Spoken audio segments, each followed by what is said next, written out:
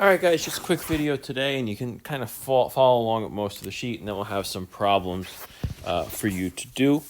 So we talked in class yesterday about like the sum of two expectations being, if I take the two random variables and add them together, their expectation is going to be the sum of the expectations of the two random variables. So I wanted to kind of explain to you how this would work. And we're doing with the example from class the other day. We're actually taking the difference of two random variables in this case.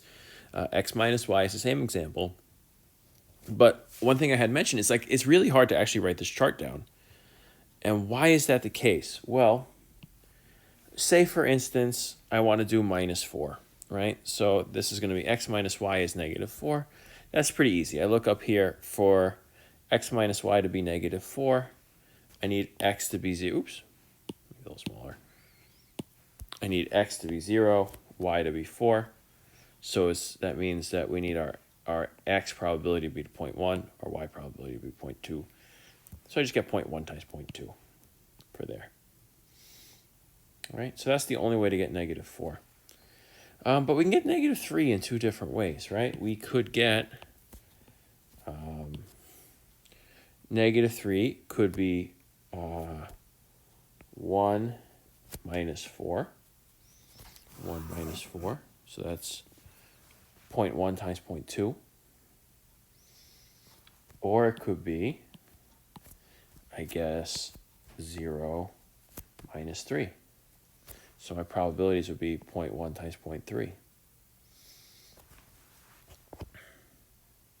Right, and negative 2 we can get more ways, right? Negative 2 we can do in 3 different ways. Negative 3 we can get with, I guess, 0 minus 2. So we're going to get 0.1 times 0.2. And then we're also going to get 1 minus 3. So we get 0.1 times 0.3. 0.1 times 0.3. And then we get, I guess, 2 minus 4. So we get 0.2 times 0.2. Right, and we end up adding all these together. And I can go through the entire list and do each of these. And that's what I did here. And you can look and you can make sure I did everything right. And then just below it is the probabilities. 0.2, 0.5, 0.02, 0.05, 0.09, 0.16. Right, so this is already a lot of work. And now if I want the expectation of x minus y, we even get more work, right?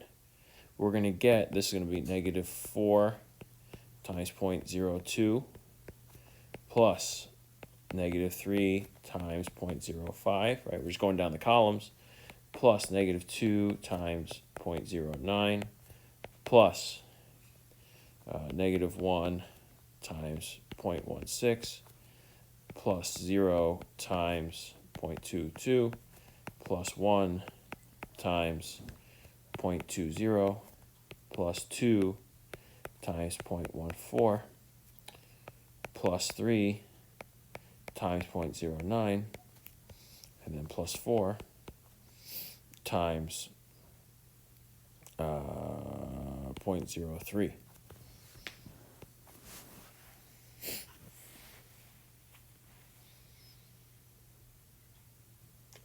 And of course, there's kind of a nice easy way to do it using our formula from before. But if you were to calculate this, you'd get 0.3. You'd get 0.3, which is fine.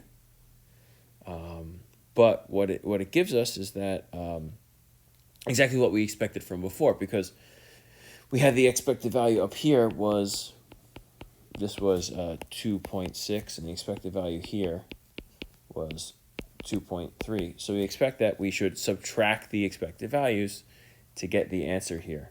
And that's indeed what we do.